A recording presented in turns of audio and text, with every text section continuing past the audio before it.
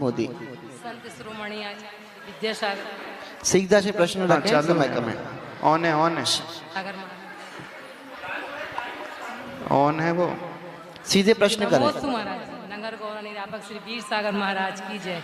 नमोस्तु महाराज जी, नमोस्तु। महाराज जी, मेरा प्रश्न ये है, सुबह की क्लास से आपने बोले थे कि इन स्त्रियों के 18,000 नारियों के शील दोष होते हैं, तो कैसे होते महाराज जी? कुछ हद तक शील के 18,000 दोष होते हैं, वो कैसे होते हैं? ग्रंथों को पढ़ेंगे तो उस प्रकार से उसकी भंग बन जाते हैं।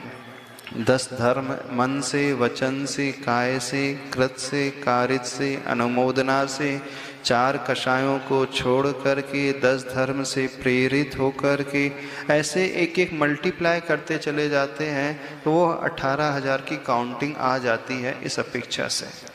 डिटेल में बात बता देंगे। जिज्ञासा करेंगे मालती जी मोदी और इसके बाद तैयार रहें स्वीटी जी।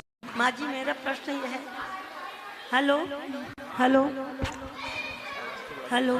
हाँ बोलिए। नमस्ते महाराज जी, मेरा प्रश्न ये है कि टीवी के आगे अपन माला सामायिक या कुछ पढ़ सकते हैं कि नहीं पढ़ सकते? टीवी के आगे सामायिक कर सकते हैं या कि माला नहीं? फेर सकते हैं कि नहीं? टीवी कौन से तीर्थंकर भगवान में आते? जिन रानी जी की बात कर रही रहते हैं। हाँ, टीवी कौन से भगवान है? कौन से नंबर के तीर्थंकर है? कोई नहीं कोई नहीं नहीं है। नहीं। फिर टीवी में क्या देखते हो?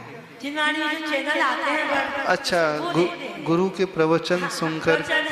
अच्छा, वो आता तो देखती हूँ।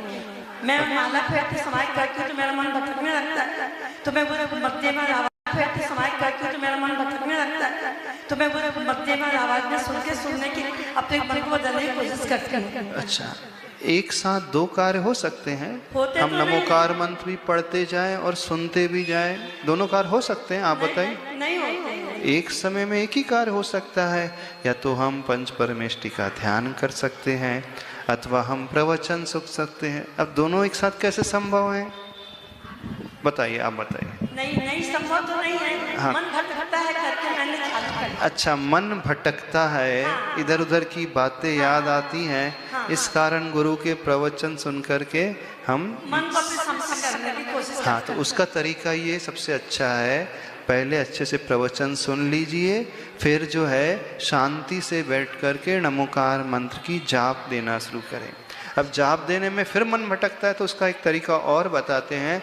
जब नमो अरियंताणम कहें तो अरियंत भगवान की प्रतिमा को मनी मन याद करना, उनके चिन्ह को याद करना, उनके अनंत चतुष्टय को याद करना, वे तीर्थंकर भगवान कहाँ से मोक्ष गए हैं उस क्षेत्र को याद करना, जिस मंदिर में आप रोज जाते हैं उस वेदी को याद करना, पूरे मंदिर की वेदी के मनी मन दर्शन कर लेना, अथवा इस प्रकार से पंच परमेष्टि के एक एक गुण को आप याद करते जाओगे तो मन जो है एक जगह रुका नहीं है, लेकिन शुभ में लगा हुआ है। यहाँ भी मन दौड़ रहा है, क्योंकि मन का स्वभाव समझे पहले क्या होता है।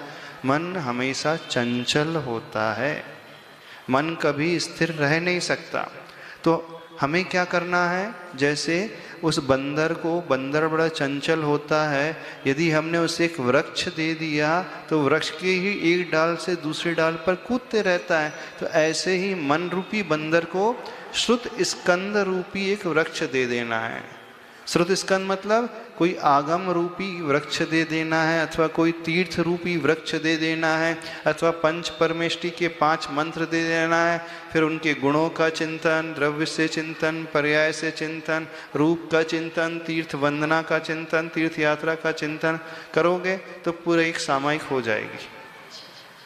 और नहीं तो हमने बताया था जाप करने का तरीका, अरिहंत भगवान को यहाँ कलर में देखना, नमो अरिहंताणम, फिर नमो सिद्धाणम यहाँ देखना, नमो आयरियाणम, नमो वज्जायाणम, नमो लोहे सव्य साहुड़म। अपने शरीर में ही पंच परमेष्टि को स्थापित करना, और एक एक केंद्र से दूसरे केंद्र पर जब आते चले जाएंगे तो हमारा मन लगने लगेगा। जिज्ञासा करेंगे।